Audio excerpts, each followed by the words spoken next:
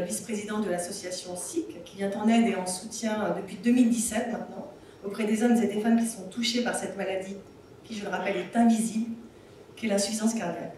Alors, si vous le voulez bien, je vais débuter mes propos par le récit de l'entrée dans la maladie d'une adhérente de l'association, que je connais très bien, qui est patiente ici, et après, dans un deuxième temps, j'aborderai le sujet du fardeau que peut représenter cette pathologie cardiaque au quotidien, pour peu que le patient ait des difficultés à dépasser la phase de sidération, pour enfin arriver à la phase d'acceptation qui va l'amener à reconstruire une nouvelle vie. J'y reviendrai après. Alors évidemment, j'ai puisé mes sources dans les témoignages des adhérents d'associations, dans nos échanges et dans mon propre ressenti aussi.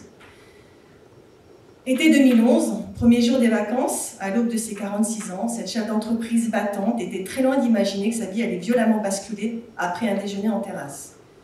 Se sont installés en quelques heures les premiers signes avant-coureurs d'une pathologie grave, invalidante, et qui allait changer le cours de sa vie.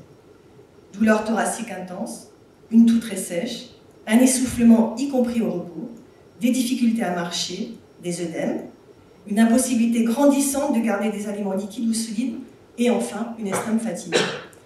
S'ensuivent 10 longs jours d'aggravation de ces symptômes, durant lesquels elle a, vous en doutez bien, évidemment consulté 2 médecins généralistes, un gastro-entérologue. Elle a été admise 24 heures pour observation dans un hôpital. Elle a eu un électrocardiogramme pour, in fine, qu'aucun diagnostic ne soit posé sur la cause de ces symptômes. C'était en 2011, je rappelle le contexte. Grâce à la clairvoyance d'un pneumologue de ville, qui l'a prise en charge et enfin guidée, cette période d'errance a cessé. Et enfin, après un IRM du cœur et une admission au service de cardiologie dans la foulée, elle a été extrêmement bien suivie et accompagnée. Bilan des courses. Côté diagnostic, épisode de décompensation cardiaque aiguë, dysfonction biventriculaire très sévère, FE ventriculaire gauche calculé à moins de 10%, donc autant vous dire qu'elle était quand même dans une situation d'urgence. Entre-temps, elle a fait un AIT, probablement d'origine embolique, le premier jour de son hospitalisation. Son état stabilisé par un traitement adapté, la patiente a été directement transférée en centre de réadaptation, où elle a séjourné durant 1 mois, période durant laquelle elle a tenté de comprendre ce qu'est l'insuffisance cardiaque. Et l'ultime étape pour elle fut la pose d'un défibrillateur. Côté psychologique, vous en doutez bien, c'était pas terrible.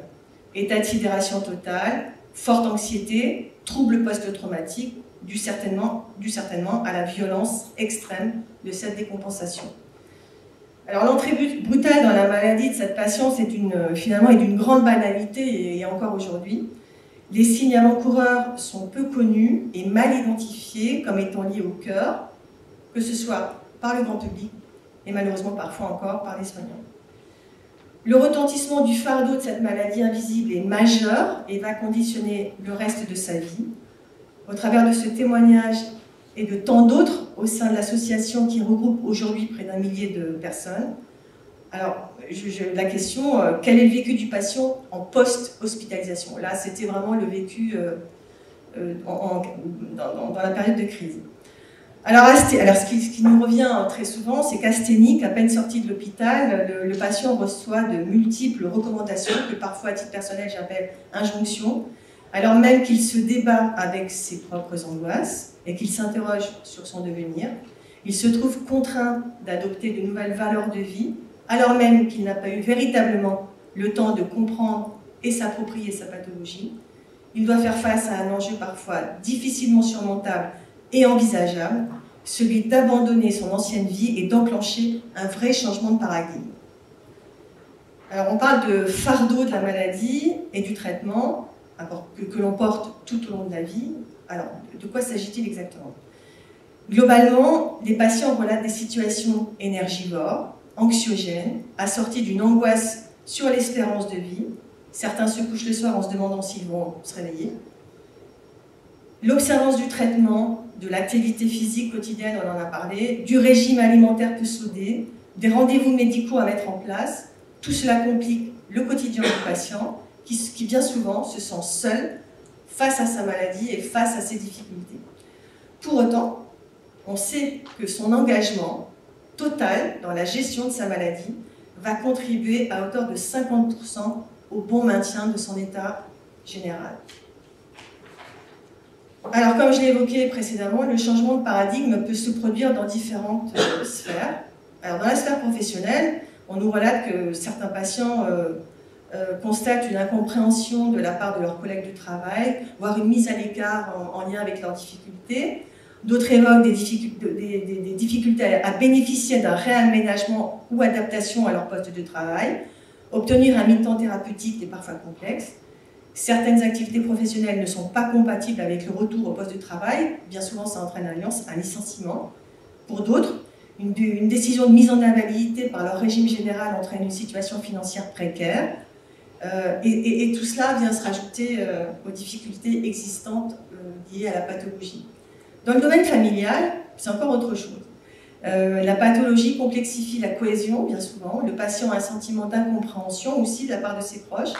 Mettre en place un régime alimentaire peu sodé est vécu comme contraignant pour la personne aidante. Organiser les agendas pour mettre en place le suivi médical ressort aussi comme une difficulté. Prévoir les déplacements sont parfois fastidieux pour les patients. Enfin, et ça arrive, il peut arriver que les enfants soient choqués, inquiets, stressés. Certains, d'ailleurs, bénéficient d'une prise en charge psychologique après décompensation du parent.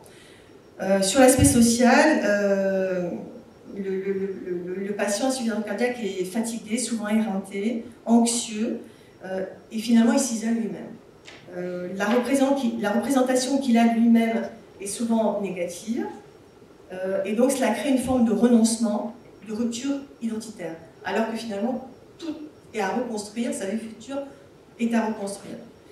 Côté administratif, c'est complexe aussi. Mettre en œuvre une reconnaissance du handicap, demander une carte de stationnement, enclencher les demandes de prise en charge au titre des garanties des assurances de prêt, passer devant les médecins conseils, etc. Enfin, voilà, c'est fastidieux.